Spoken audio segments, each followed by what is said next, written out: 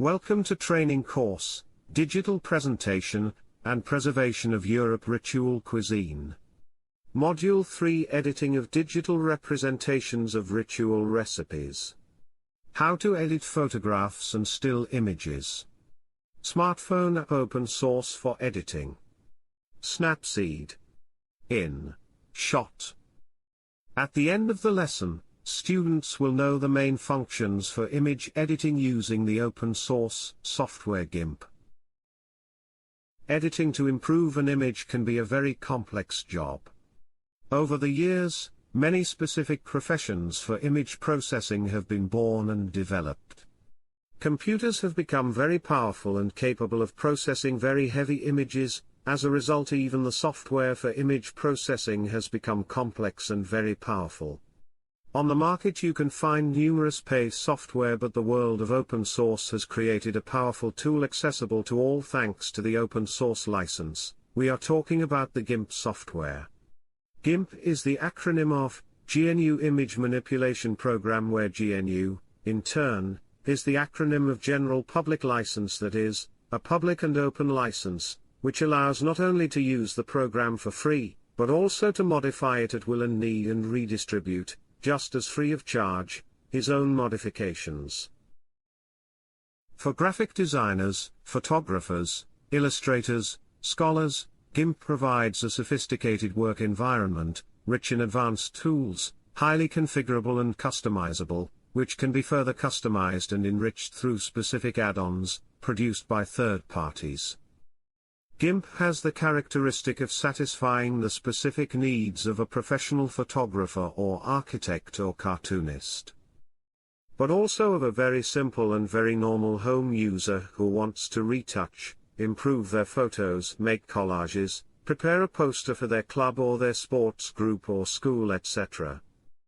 GIMP is suitable for all this and much more, in the field of graphics and photo editing. The program can be downloaded for free from the official website of the project, where we can find the version suitable for our operating system. GIMP works on Macs, Linux and obviously Microsoft operating systems. Once we have downloaded the program following the directions for the type of operating system we have on our computer, we can immediately start editing our images to improve them and make them more attractive. Once the program is started, GIMP will show us its default interface waiting for the image to be modified to be opened. At the top, as in all programs, there are a series of commands that contain submenus within them, with dozens of fundamental functions. Let's quickly list what they are for. File. In this menu there are the items to create, open, save, export and print our photos with GIMP.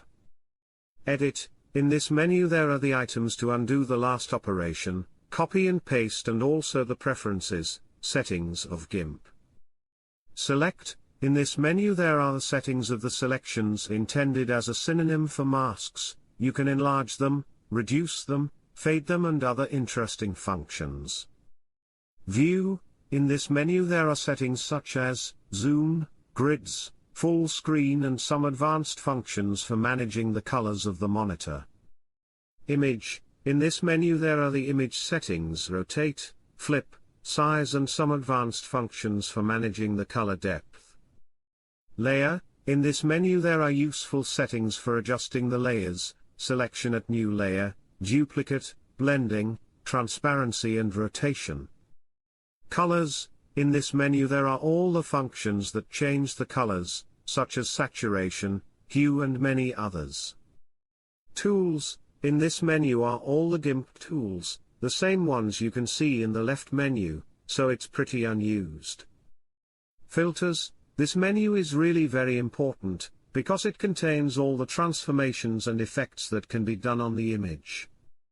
Windows, this menu is used to customize the interface. Help, the official guide and the GIMP splash screen and links to the various official sites. Under the various menus just illustrated we find, on the left, a long part dedicated to all the various tools with all the various options underneath. In the center a large window is visible the image we have uploaded. On the right we find the part of GIMP, dedicated to the levels. The levels, however, require a particular study because they are very important, and the basis of image processing with any professional software. Levels are fundamental and a very important tool in image reworking. In the past, before computers, photo editing was sometimes done by cutting out a part of a photograph and pasting it on top of another photo. The layers work the same way but in a digital environment. In the illustration you can see an image with two levels, a statue and a sunset sky. By cutting out the statue, eliminating the background and adding the two levels, we will be able to create a background to the statue that is different from the original one. There are a lot of extremely important things to say about levels, let's list a few. Layers have their own size and position, and may differ from the size of the image. They can be larger, they can be moved outside the image surface, they are completely separate entities. You can change the opacity of a layer, to make it semi-transparent, or you can change the blend mode or layer mode to change the way a layer interacts with the one beneath it. However, there must be at least two layers in the image in order to use the layer modes. GIMP is a complex and very powerful software like other image editing software. It would therefore be complex to illustrate all the functions and potential of GIMP here. However, we can illustrate which are the most important functions and which are in common use. The select function. Rectangular select. This selection is used to make rectangular selections. By pressing the Control key the starting point becomes the center. Pressing the Shift key allows you to lock the square aspect ratio. Oval select. This selection is for making oval selections. By pressing the Control key the starting point becomes the center. You can also do this by selecting Expand from Center. Holding down the Shift key allows you to lock the aspect ratio to a perfect circle. Free select. This selection was created for non-geometric selections. For example, if we were to select a hexagonal shape it will be sufficient to click its vertices one at a time. All points are joined by straight lines. By holding down the left mouse button it is possible to proceed freehand to follow, for example, the edges of the statue that we have seen in the previous image. Scissor select. This is very similar to the lasso selection, except that it can automatically follow jagged edges. Once the different vertices have been clicked, it is necessary to close the selection by clicking the starting point again. Once the path is closed, to transform it into a selection just click inside the path created. Fuzzy select allows you to select areas of similar color. Select by color. It is very similar to the fuzzy selection with the difference that it considers the colors of the whole image, even if they are not adjacent to each other. The Scale tools.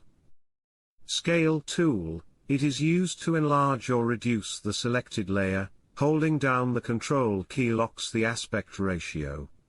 Attention, the tool acts only on the selected layer, not on the image. If we want to scale the image it will be necessary to use the Image Scale tool from the main menu. Rotate tool, used to rotate a selected layer left or right. Useful for straightening images. It can be done by clicking and moving the mouse or by writing the parameters in the window that opens after clicking. Moving the icon to the center moves the center of rotation. Keeping the Shift key pressed, the rotation in steps of 15 degrees is stopped. Perspective tool. This is a tool used for skew and perspective corrections in a layer. Clicking and moving the four corners allows you to change the position. Not very useful for editing, much more for photo editing. Reflect tool, used to flip the selected layer horizontally or vertically. Others tool. Crop tool, this tool is used to crop a photograph. Color picker, if you click any part of the image with this tool, the color of the clicked point will be picked up and set as the primary color. The selected level is considered. Zoom tool, with this tool you can zoom a part of the image by clicking on it, but it is much more convenient to zoom using the mouse wheel or the plus or keys. Move tool, used to move the selected layer within the work plane. Text tool, with this tool you can insert text. Bucket fill, it is the tool that allows us to color the active layer. Paintbrush tool, it is the standard drawing tool, it has many settings for drawing freehand or with a graphic tablet. We can choose the type of brush, its size and color to use. Eraser tool. It is used to erase rather than draw. Clone tool, it is a very important tool for photo editing. It allows you to eliminate unwanted parts from a photo, or to clone them. It is a somewhat complicated tool that deserves further study. How to improve a color image in a few steps. In this part of the lesson we will try to illustrate a method to improve an image in a few simple steps, using the power of layers and some small effects. After opening the image we want to edit, go to the main colors menu and adjust the exposure according to the desired values, then, again from the main colors menu, let's adjust the saturation. Once the operations on the original image are completed, we duplicate the layer from the menu at the bottom right, then from the main menu choose the filters item and apply a blur effect, Gaussian blur, on the new layer, adjust the amount of blur and give OK. Now we can apply a mode to the layers by opting for soft light or hard light. Our image has completely changed and has acquired a better contrast than the original. Practice with other images, change the values and discover the potential of all the tools to get the effect and image you want. How can we create a black and white photo? Starting from a color image, first we adjust the fundamental parameters of the photograph. In this case, the image is rather flat, so we improve the contrast. Now we can turn the image into black and white. We can do it using the main menu, Image, Mode and choose the grayscale mode. Or we can act on the saturation of the image starting from the colors, saturation menu and bringing the parameters to 0. Now from the menu at the bottom right, we duplicate the level and apply a soft light or hard light mode according to our taste. By turning off and on one of the two levels we will be able to see the difference between the reworked image and the original. We can further improve the photography by working on the curves. From the main menu, Colors, we choose the Curves function. What we will need to do is select 2 points on the histogram and create an S that makes the image more contrasted, darker or lighter as needed. Finally we can apply a vignette effect. From the main filters menu, Light and Shadow, we choose Vignette. By acting on the circle we can create a vignette effect that will enhance the central image by diverting the viewer's gaze from the sides of the image. Practice with other images. Change the values and discover the potential of all the tools to get the effect and image you want.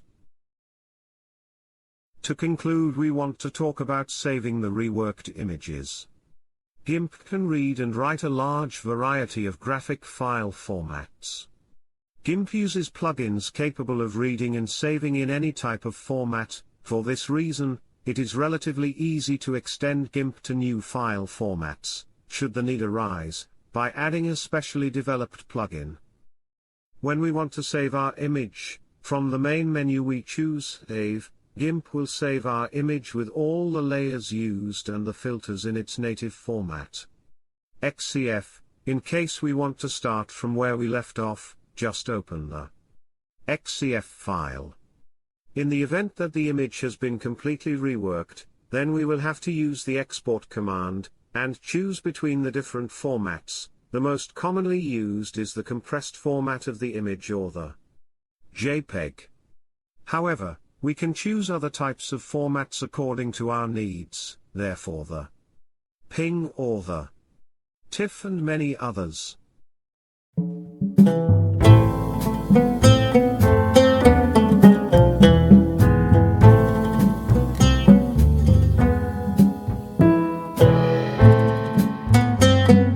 The course was created by the consortium of the Eurica project funded by the Erasmus Plus program. Thanks for the attention.